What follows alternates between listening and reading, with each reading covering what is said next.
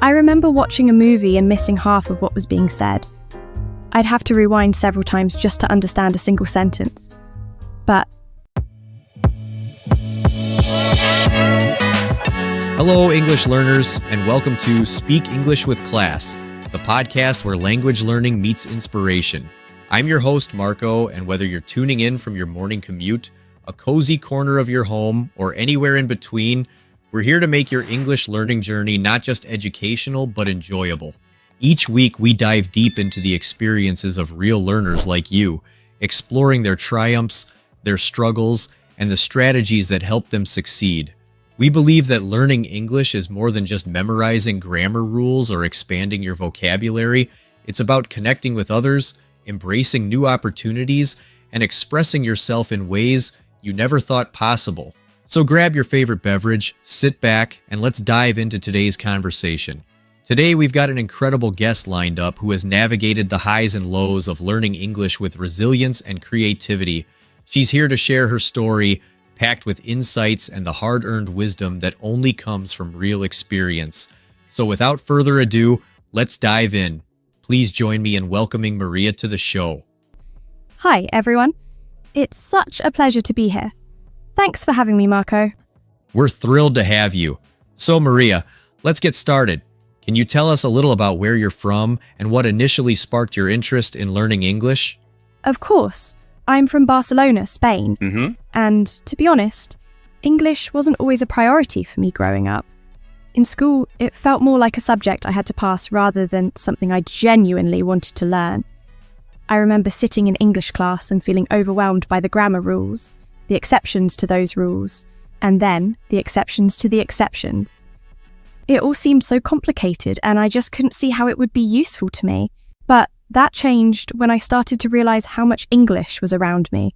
Whether it was watching movies, listening to music, or even scrolling through social media, English was everywhere. I began to feel like I was missing out on so much by not understanding it. And then, during a trip to London with my friends, I felt completely lost. I couldn't communicate effectively and it was frustrating. That trip was a turning point for me. I knew I had to take learning English more seriously. I can imagine how eye-opening that must have been. So after that trip, what was your plan? How did you approach learning English? When I got back from London, I was determined to improve my English. But honestly, I didn't know where to start. I knew that traditional methods, like just sitting down with a grammar book, weren't going to cut it for me. So I decided to approach it differently. The first thing I did was to immerse myself in the language. I started by watching my favourite movies and TV shows in English. At first, I used subtitles in Spanish, but gradually I switched to English subtitles, and then finally to no subtitles at all. It was tough though. I remember watching a movie and missing half of what was being said. I'd have to rewind several times just to understand a single sentence. But I kept at it because I knew that listening to native speakers was crucial for improving my comprehension. I also started listening to English songs and tried to sing along, even if I didn't understand all the words. Music became a fun way to practice pronunciation and learn new vocabulary. That sounds like a fun and engaging way to learn, but I'm sure it wasn't all smooth sailing. What challenges did you face during this immersion phase? Oh, there were definitely challenges. One of the biggest was the feeling of being overwhelmed. English has so many nuances, idioms, phrasal verbs, slang, and it felt like every time I learned something new, there was another layer waiting for me. I remember being particularly confused by phrasal verbs. They're tricky because they don't always make sense when you translate them directly.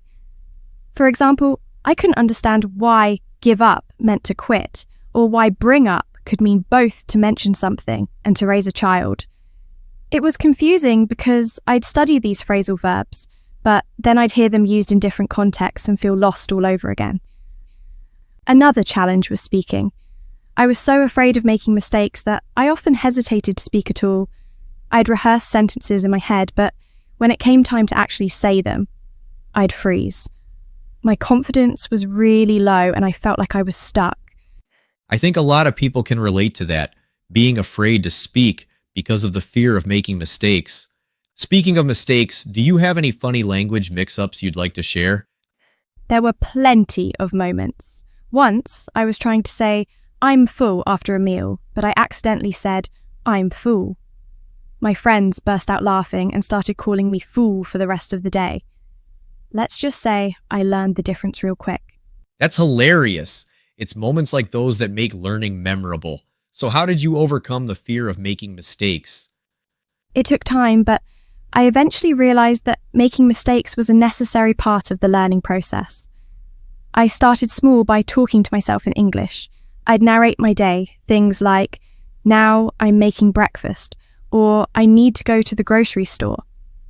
It sounds silly, but it helped me get comfortable with speaking without the pressure of someone listening.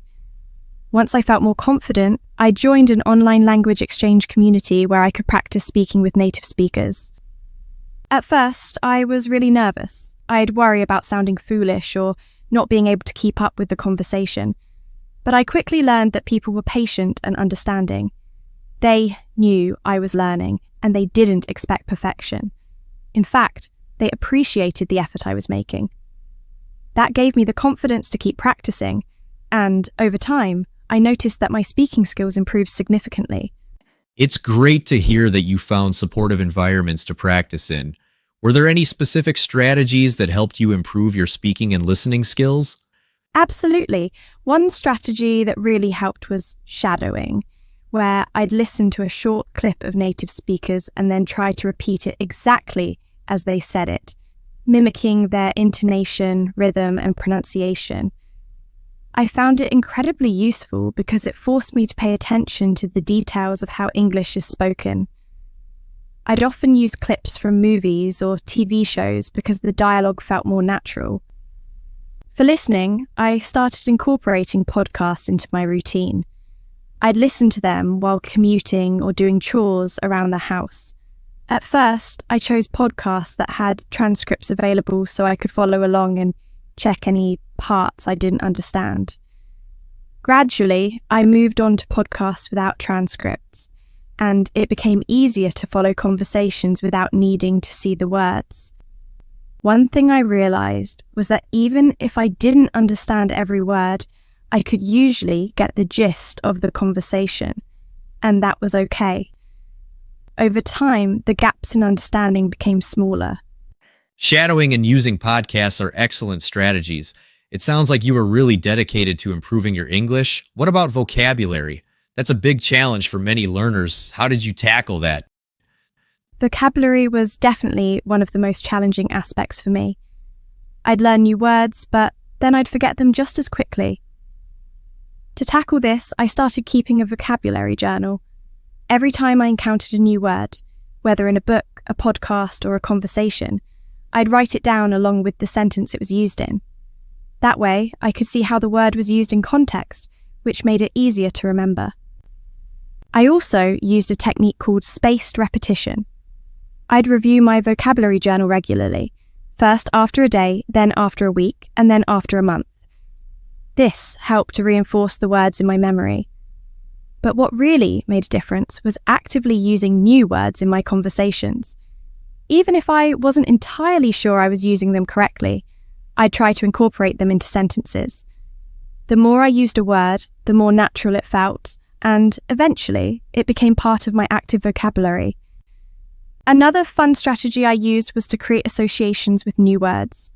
For example, if I learned the word meticulous, I'd think of a meticulous person in my life, like my aunt who's always very detailed about everything.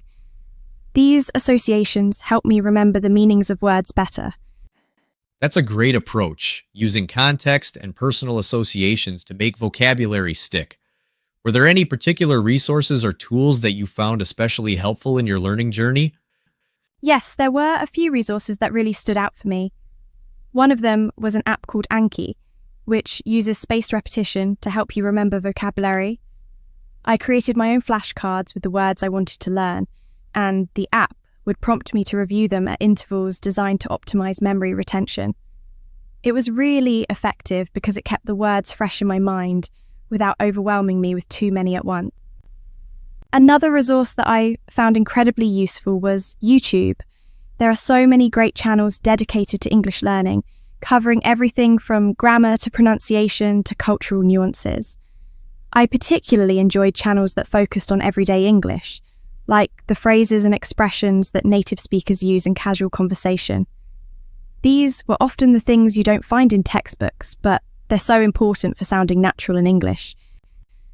I also subscribed to English language newsletters and followed blogs that were written in English. This way, I was constantly exposed to the language in a variety of contexts, and it helped me see how English is used in different situations. It sounds like you made the most of all the resources available to you. Now that you've made so much progress, what's your current strategy for continuing to improve your English? Even though I've come a long way, I still consider myself a learner, and I'm always looking for ways to improve. One thing I focus on now is refining my understanding of more advanced aspects of English, like idioms and cultural references. These are the things that can make a conversation really come to life, but they're also challenging because they're not always intuitive. I continue to immerse myself in English as much as possible. I read books in English, watch English language news, and of course, listen to podcasts. I've also started writing in English more, whether it's journaling, writing emails, or even just posting on social media. Writing forces me to think carefully about the words I choose and how I structure my sentences, which has been great for reinforcing what I've learned. One thing that's been really helpful recently is joining a book club where we discuss books in English. It's a great way to practice speaking, and it also exposes me to new vocabulary and ideas. Plus, it's a lot of fun. A book club sounds like a fantastic way to combine learning with social interaction. Before we wrap up, do you have any final tips or insights for our listeners who are still on their English learning journey? Absolutely. The first thing I'd say is to be patient with yourself. Learning a language is a journey, and it's okay if you don't see immediate results. Consistency is key, so try to practice a little every day, even if it's just for a few minutes. Also, don't be afraid to make mistakes. Mistakes are how we learn, and every mistake you make brings you one step closer to fluency. Another tip is to find ways to make learning fun. Whether it's through music, movies, podcasts, or language exchanges, find something you enjoy and use that as your practice tool. When you're having fun, you're more likely to stick with it. Lastly, surround yourself with English as much as possible. Create an environment where English is a part of your daily life. Whether it's changing the language on your phone to English, following English-speaking influencers, or even talking to yourself in English. The more you immerse yourself in the language, the more natural it will become. Those are fantastic tips, Maria. Thank you so much for sharing your journey with us today. Your story is truly inspiring, and I'm sure our listeners have gained a lot of insight and motivation from your experiences. Thank you for having me, Marco. It's been a pleasure to share my story, and I hope it helps others on their own journeys. Remember, learning English is a journey, not a destination. Keep going, and you'll get there. Absolutely. That brings us to the end of today's episode. Once again, a big thank you to Maria for sharing her incredible journey and valuable insights with us. I hope her story has inspired you and reminded you that every step forward, no matter how small, is progress. If you enjoyed today's episode, be sure to subscribe to Speak English with Class so you never miss out on more inspiring stories and practical tips. Until next time, keep learning, keep practicing, and keep speaking English with class. Take care. Your progress doesn't end here. To continue advancing your English skills, click on the next video or explore the additional videos we've thoughtfully selected for you.